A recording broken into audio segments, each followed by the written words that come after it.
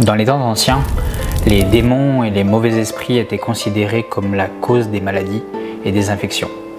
Les méthodes impliquant la sorcellerie ou la magie étaient utilisées pour les chasser. Plus tard, faute de meilleures connaissances, on croyait que le mal était dans l'air. Le mauvais air était responsable de maladies ou d'infections qui se manifestaient spontanément. D'ailleurs, on pense que le parfum et autres huiles essentielles ou encens réservés à leur origine pour les dieux et les familles royales étaient utilisés car on pensait qu'ils avaient le pouvoir de purifier l'air ou de guérir. Il arrive que certaines découvertes nous fassent faire un grand bond en avant. D'autres mettent du temps à avoir des répercussions, mais restent néanmoins des avancées majeures. Et là, je vais rapidement essayer de ne pas trucider un nom.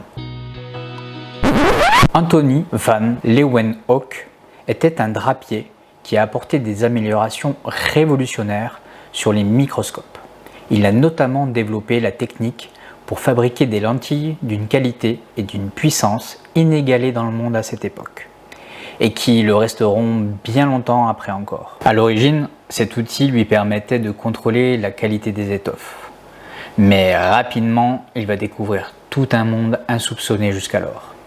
Il fera part de ses observations pendant près de 40 ans aux savants londoniens, décrivant un monde invisible à l'œil nu, de moisissures, de spores et autres organismes microscopiques. Puis, en 1847, Ignaz Philipp Semmelweis introduit un concept totalement révolutionnaire qui va sauver nombre de mères: le lavage et la désinfection des mains du personnel médical, aussi bien les médecins que les sages-femmes ou les infirmières pour qui le concept était totalement étranger. Bien plus tard, en 1862, Louis Pasteur, et oui encore, publiera ses conclusions sur la manière dont les germes causent les maladies. En s'appuyant sur ses écrits, Joseph Lister, un médecin anglais, mettra en place une pratique révolutionnaire: la désinfection des plaies et du matériel médical. Une idée qui mettra du temps à être admise, mais qui réduira la mortalité opératoire de 45%. L'antiseptique était né et un air nouveau pour la médecine.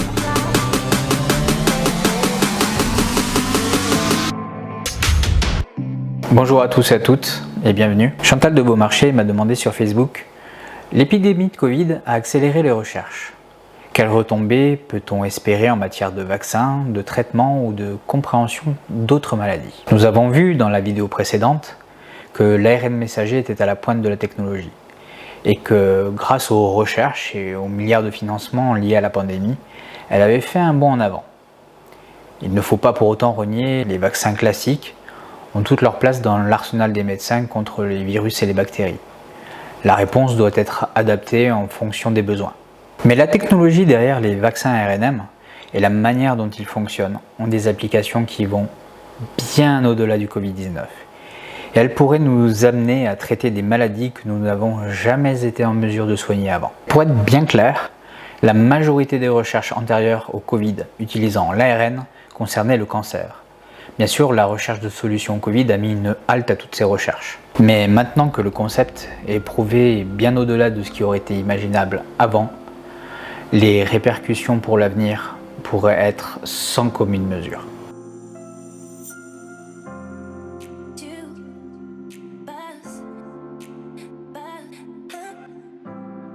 L'idée d'utiliser des molécules d'ARN à visée médicale remonte assez loin en arrière, en 1989, quand la société Vical, basée à San Diego, rapporte avoir réussi à inclure un ARN messager dans une nanoparticule lipidique et à introduire celle-ci dans plusieurs types de cellules. Puis, en 1990, John et Wolf, avec ses collègues de l'université du Wisconsin, vont démontrer que l'on peut exprimer in vivo un ARN messager et qu'il est possible de faire en sorte que ces cellules, ayant capté l'ARN, se mettent à fabriquer la protéine correspondante.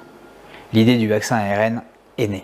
Mais malgré quelques travaux pionniers sur la grippe et le cancer du côlon notamment, la recherche n'avancera pas beaucoup sur le vaccin ARN avant la fin des années 2000.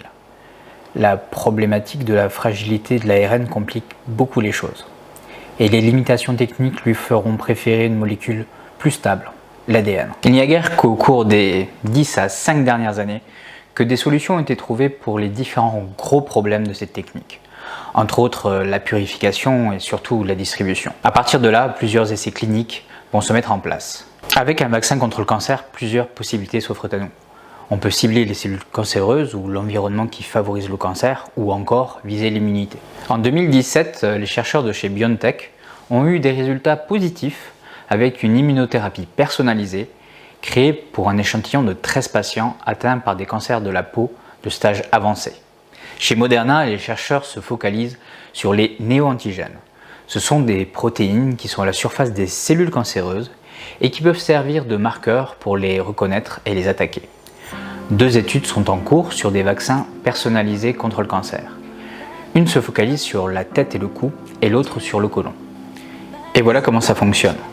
Un antigène est toute substance étrangère à l'organisme qui peut créer une réaction du système immunitaire. On effectue une biopsie sur une tumeur qui permet au docteur de séquencer l'ADN et l'ARN pour déterminer l'antigène spécifique associé à celle-ci. En gros, on détermine la cible. Puis, il crée l'ARN messager qui encode pour les récepteurs des lymphocytes T spécifiques à ce néoantigène. Donc le corps va créer des anticorps qui vont attaquer et tuer seulement ces cellules cancéreuses. Les patients du premier essai clinique de la tête et du cou ont eu des résultats encourageants. Leurs tumeurs ont été réduites, mais pas dans le cas des cancers colorectals. Pourquoi ça fonctionne mieux sur certaines formes de cancer que d'autres est toujours à l'étude. Une théorie est que c'est la sélection des différents néoantigènes qui est en cause. Car toutes les protéines que la tumeur produit ne sont pas des néoantigènes. Et les identifier est devenu le cheval de bataille des chercheurs en vaccin ARNM. En 2020, une équipe a été mise en place pour trouver une solution à ce problème. En octobre, une piste a été publiée sur les étiopes hautement immunogènes, qui sont des protéines que le corps n'aime pas et qui devraient permettre d'identifier plus facilement les néoantigènes dans le futur.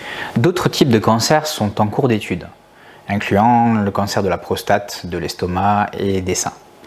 Mais le domaine de recherche des vaccins est bien plus vaste. Il y a le VIH, mais aussi des maladies plus communes, comme le tétanos, la diphtérie, la coqueluche ou la polio, ou des plus exotiques comme le Zika, et même la rage.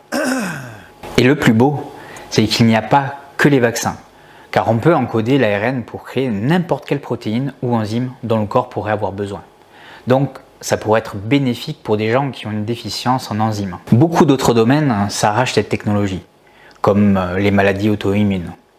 Il pourrait constituer une solution contre la sclérose en plaques, les MIS-C et même peut-être certaines maladies cardiovasculaires. L'ARN pourrait être une lueur d'espoir aussi en ce qui concerne les maladies rares.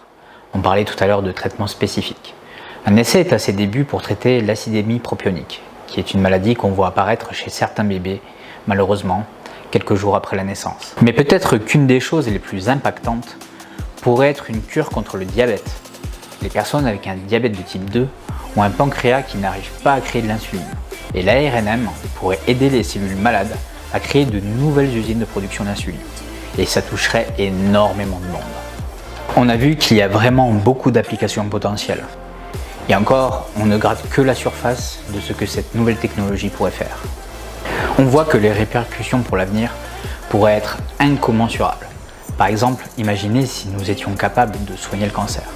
Le voyage dans l'espace serait bien moins un problème, tout comme la visite et pourquoi pas la colonisation d'autres planètes. Ça pourrait être une nouvelle ère pour la médecine. Chaque personne pourrait bénéficier de traitements totalement sur mesure et ciblés. Comme tout outil, s'il est bien utilisé, il pourrait faire beaucoup de bien. Pour ma part, je pense qu'il est important de se rappeler qu'au travers de l'histoire humaine, vague après vague, nombre de pandémies nous ont touchés. La plus vieille connue étant l'épidémie de grippe de Babylone, et c'était loin d'être la seule. La peste d'Athènes a tué environ 100 000 personnes. La peste d'Antonin a tué 5 millions de personnes. Puis la peste justinienne a tué environ 50 millions de personnes. Et enfin, la peste noire a tué la moitié de la population de l'Europe. Et maintenant encore, le Covid continue à faire des victimes. Mais avec le réchauffement climatique et la fonte du permafrost, nous pourrions être mis en contact avec des bactéries et des virus qui n'ont jamais rencontré l'homme. À ce moment-là, qui sait, l'ARN messager pourrait être une solution. Aussi, je suis reconnaissant auprès de ceux qui ont contribué de près ou de loin à la recherche, et pour le travail qui a été fait, et celui qui est toujours en cours. Si vous pensez que j'ai oublié quelque chose d'important ou que j'ai fait une erreur, je vous invite, si vous le souhaitez, à en discuter dans les commentaires. Vous pourriez nous dire aussi quelles sont pour vous les recherches qui vous enthousiasment le plus, ou les recherches qui devraient être faites selon vous. et le potentiel que ça ouvre pour l'avenir. Je vous souhaite à tous une excellente semaine et on se retrouve la semaine prochaine pour démêler les connaissances. À très bientôt et surtout prenez soin de vous et prenez soin des autres.